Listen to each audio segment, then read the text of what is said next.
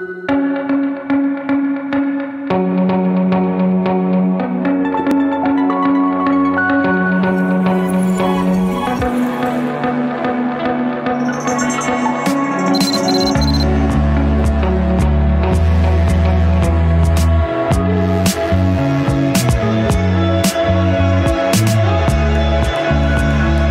right, 6 minutes after 10 o'clock. Thank you for tuning in. We have early voting begins this Thursday, Robin, just so you know. Yes, it does. Here in our county. Anyway, it actually begins today in the state, but in our county, we have to wait till Thursday. So it's just the way it is. Make sure you vote smart. It's hard to know. It's really hard to know. And we have amendments on the ballot. We have candidates on the ballot, of course. Yeah. Patrick M. Andenol is on the phone. He's an entrepreneur and an award-winning author, and he's got a book that will make you think. It's called Deliverance from Stupid Party Land. How to Eradicate the Destructive Forces Destroying American Democracy. I just found it on Amazon, by the way, and it is a #1 best-selling book on the Amazon Hot New Releases in psychological statistics category. Good morning, Patrick Andenol. Good morning, sir. Thank you for being on the show. Good morning. Thank you very much for having me on. You're welcome. Where are you? I'm based in New York, Long Island. Oh, I'm from Long Island. I grew up in Merrick. Are you near Merrick anywhere? More like Port Washington. Oh, okay. Okay, way out there. Okay.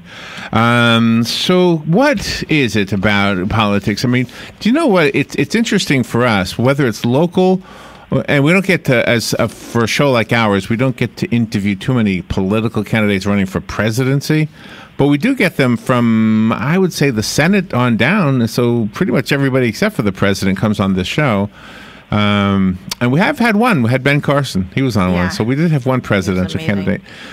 And it's varying degrees of what I think is an awareness of what the job entails that they're running for. And that's, to me, the most amazing thing is some of these guys and ladies don't even know what they're getting themselves into. Well, I mean, you're talking about the fundamental problem with the American system with congressmen and senators. I think the average time that a congressman spends raising money is 5.5 hours every day. So obviously they're talking to people who, by definition, they're engaging with people who provide money to them. They're not engaging with their constituents. Okay, but is that a mistake or is that just a necessary evil? Well, do you want? It's certainly not a necessary evil. It'd be quite easy to alleviate. But do you really want your representatives to be purely representing the people who fund their campaigns, or do you want your representatives to represent the people who try to vote for people to enact their will? Okay, well, let me tell you my thought on this. I've always thought that the process for getting on the ballot is so unfair because a poor person who happens to be very brilliant hardly has a chance. And so that's part of the answer. I guess the other part is when a poor person who has caught the attention of people with money, and that poor person could do a good job, I think sometimes money is a good thing for that person. Does that make sense? Well, yes, but I mean, I think your definition of poor, America's definition of poor, might be slightly different from the rest of the world, in that America just has the middle class and the upper class. Well, they don't really have the struggling class or the working class.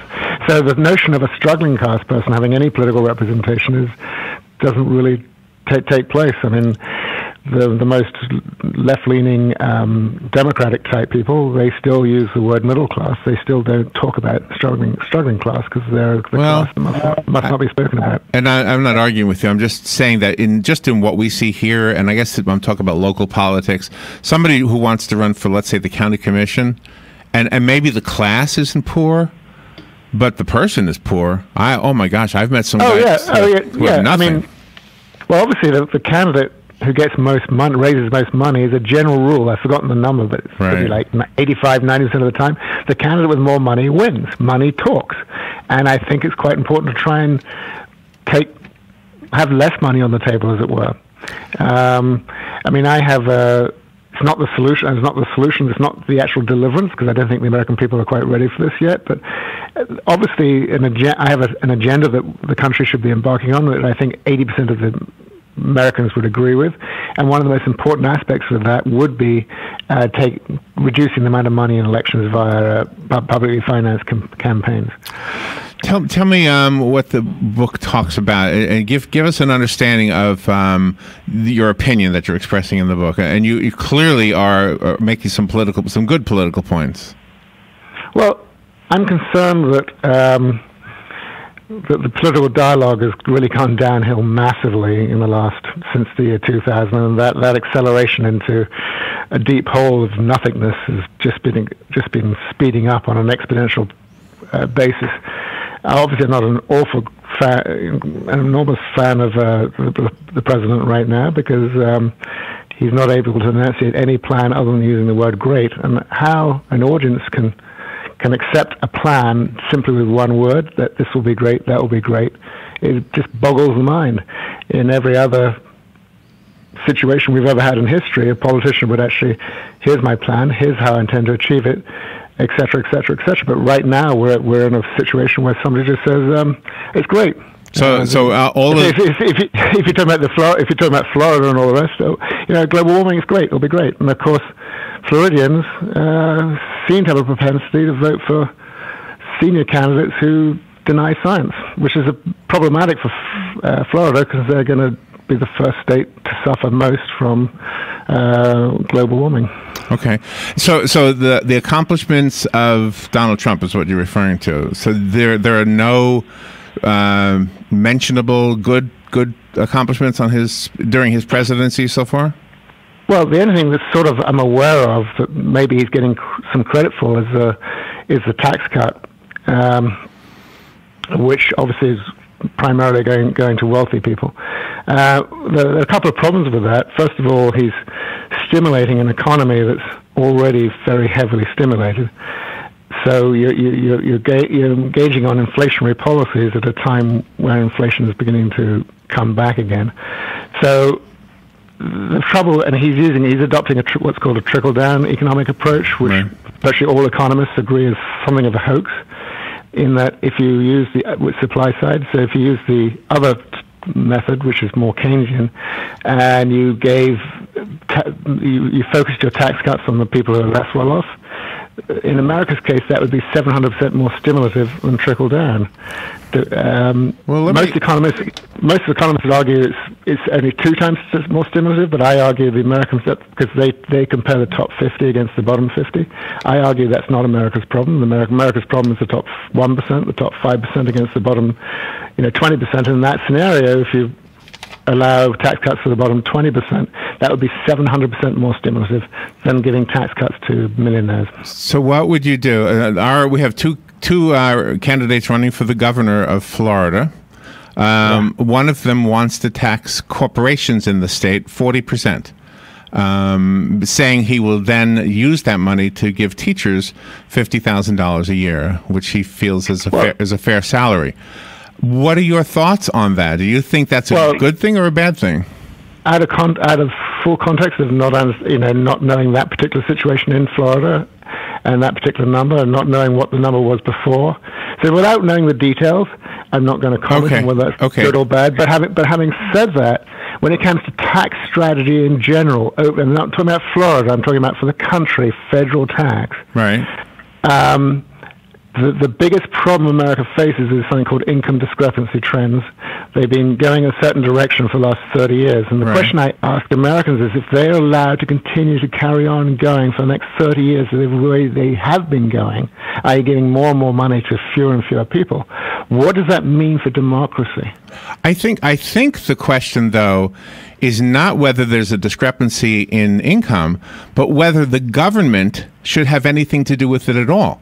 I think my income should have to do with myself and my employer.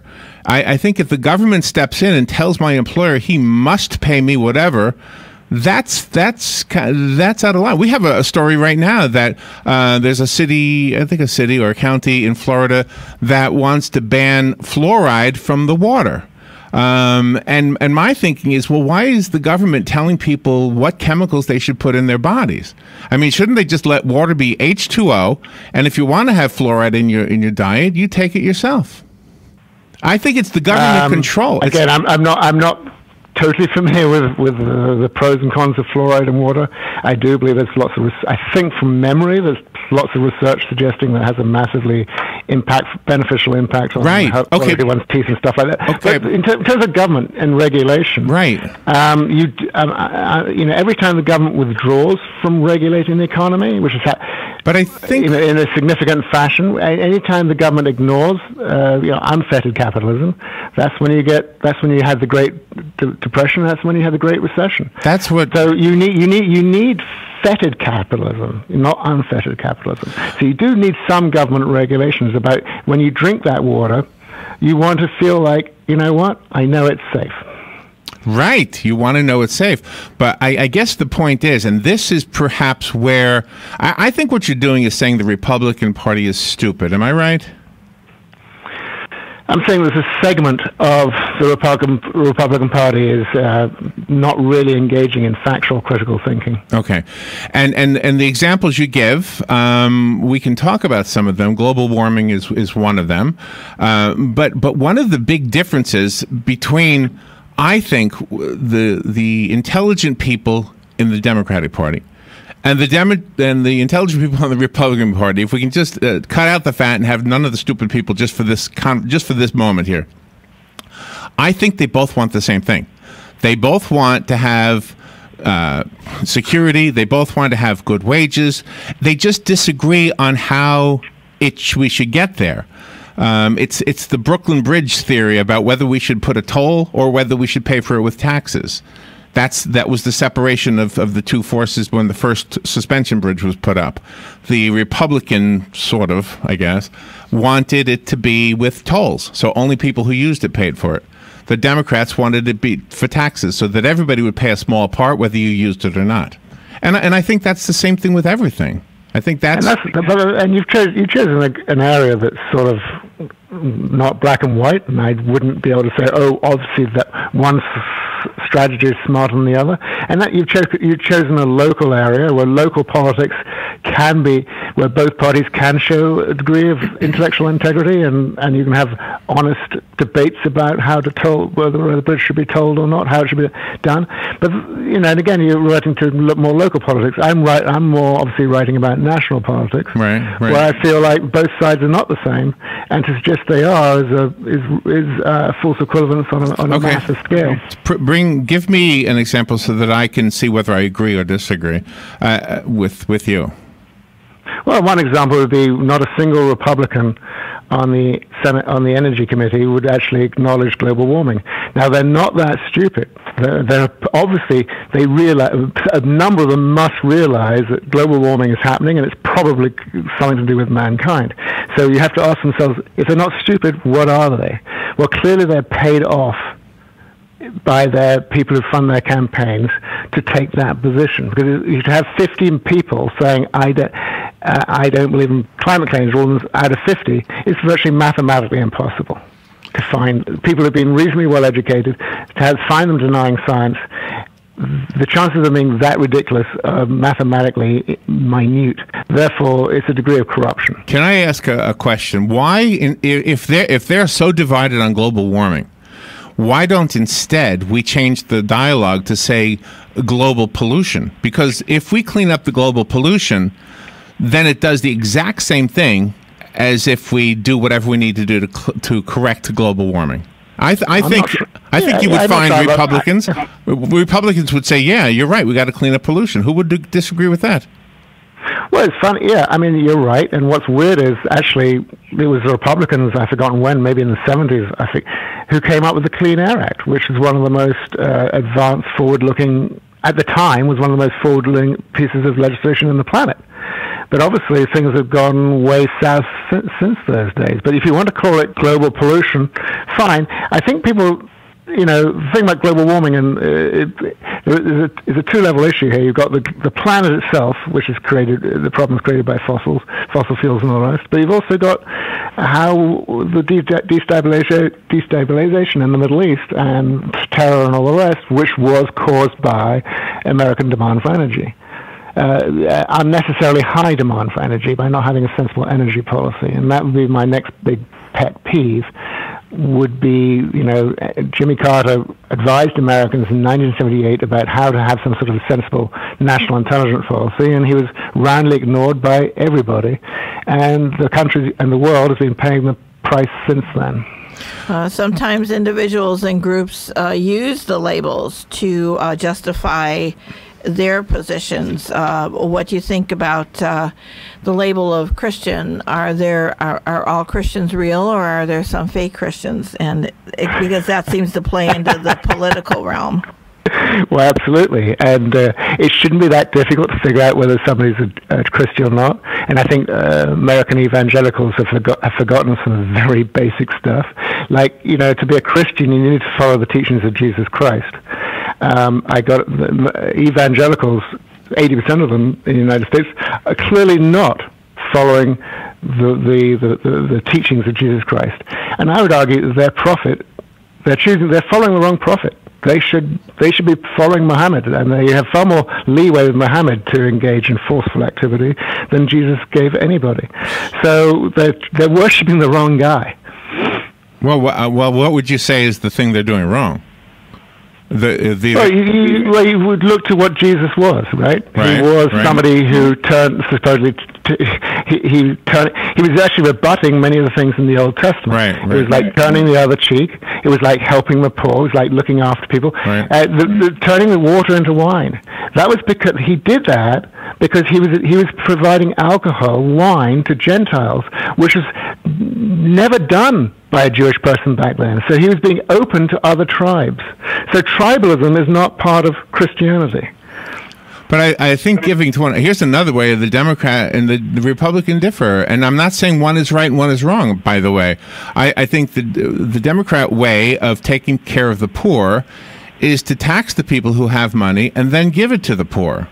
I'm not saying anything on taxation other than any tax policy. Two things. Any tax policy you can have anything you want. You can suggest anything you like, as long as it does something to mitigate income discrepancy trends, which cannot be allowed to carry on going the way they're going. And the other thing I'd say about tax cuts is I've always said that trickle up, more of a Jesus type approach by accident, works very well as an economic stimulative, and that's what Keynesian economics. That's orthodox economics. It's okay. Not socialism. It's not left wing. It's basic economics. That tax cuts for the less well off creates more of an economic stimulus. But the problem with socialism is that socialism says that if I make a lot of money, the government is going to take some of it and then give it to people who don't have as much of it. Correct? Well, I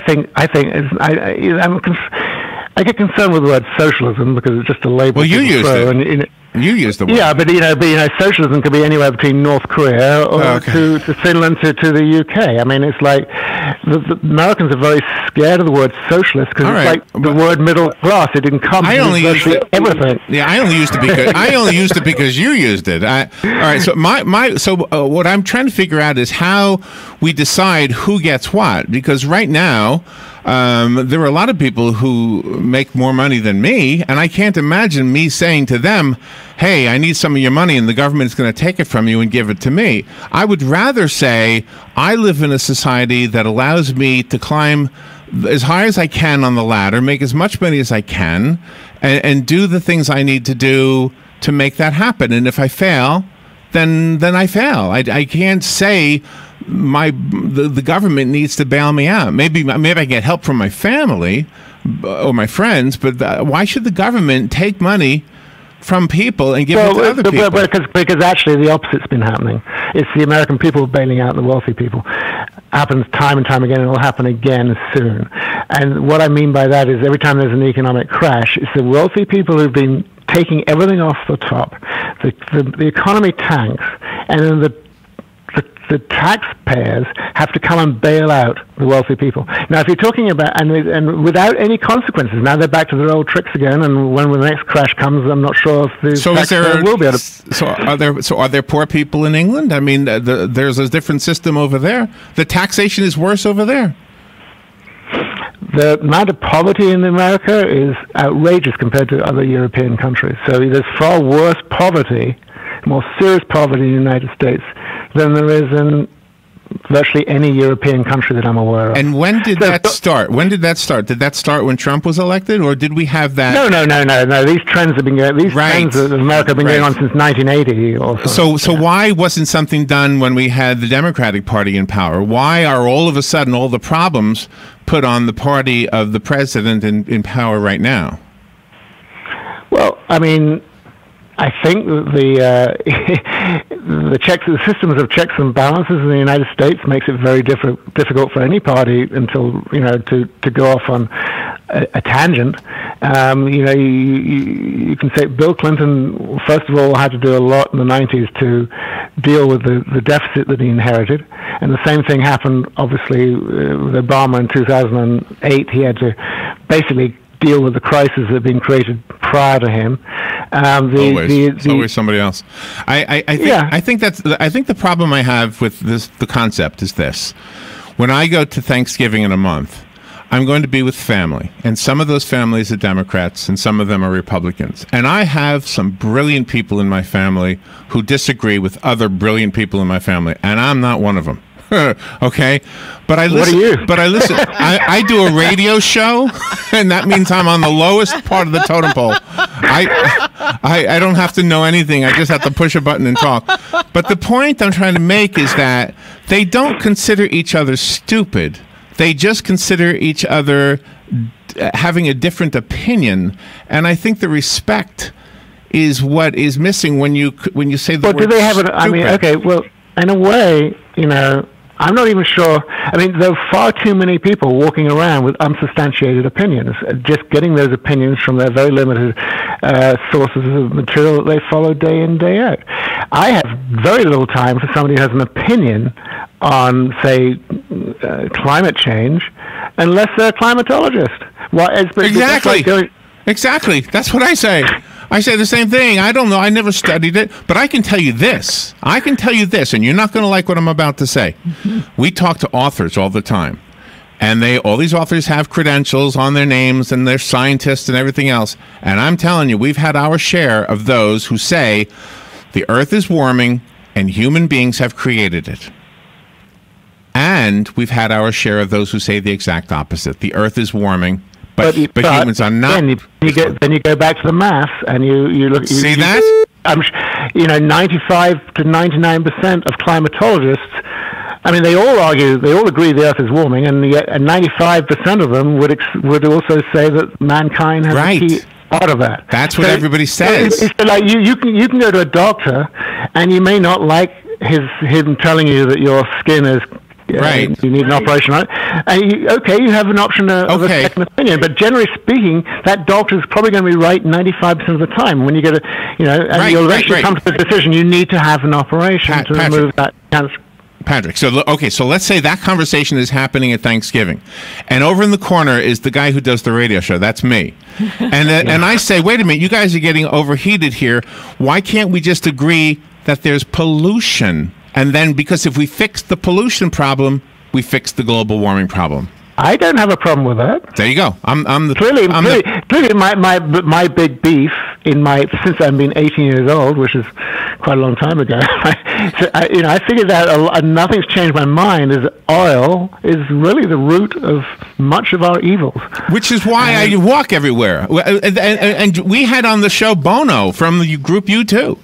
And he was telling us in the 10-minute interview that I'm using too much gasoline. I'm saying, I bet I don't use as much as you. Yeah. I guarantee. That's true, because the poor guy has to travel on a plane, and that does unsettle the balance a bit. Well, it does, Patrick, I enjoyed the engaging conversation with you. How do we get the book?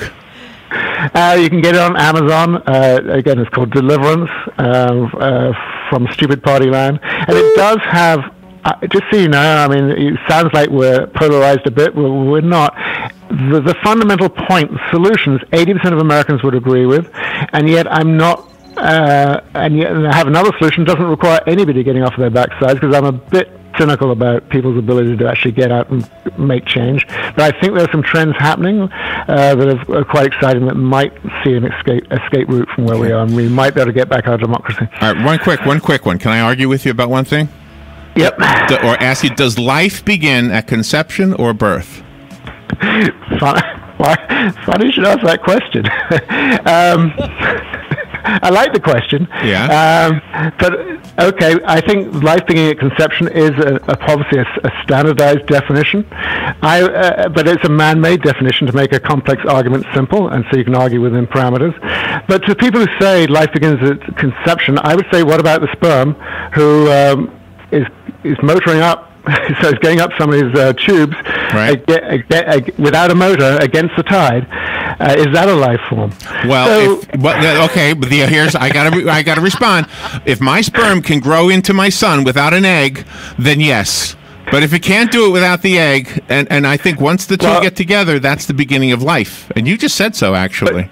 Yeah, no, I'm not. That is a definition you're choosing to use for your parameter. But I would also point out, like, at the end of the day, I mean, pro-lifers are very dangerous people if they're fundamentalists and they're trying to change, they're trying to have government interference on the issue. Because at the end of the day, a grain of sand in somebody's fallopian tube, is that more worthwhile than a child's health, or somebody being executed for a crime they didn't commit, or being executed in the first place? Is it more valuable than a pig that's been who's got the mental age of a 3.5-year-old child being tortured throughout his life in a pen? Is it more important than people who die in wars? Because people who are pro-life, they're creating more abortions and they're creating more death throughout the world. No, pro-lifers are not creating more abortions. If you had Planned Parenthood capabilities throughout the planet, if it had proper women's health care throughout the planet would have 40 million less abortions. The problem is we have abortions for children that would have been fine and healthy. There's an argument. I'm not arguing that Europe doesn't have a problem with dealing. America's the only country that has a struggle to deal with this issue. Every other country's figured out how to do it. Well, I don't. And of course, everybody's concerned about a child in the womb and how they should live. If being the stupid party is the party that wants babies to be born alive, then I'm proud to be part of the stupid party. Everybody wants babies to be born alive. All right, Patrick, thank you for the conversation. I appreciate you being on the air with us today. Thank you. Thanks a lot. Bye. All right, we'll be right back.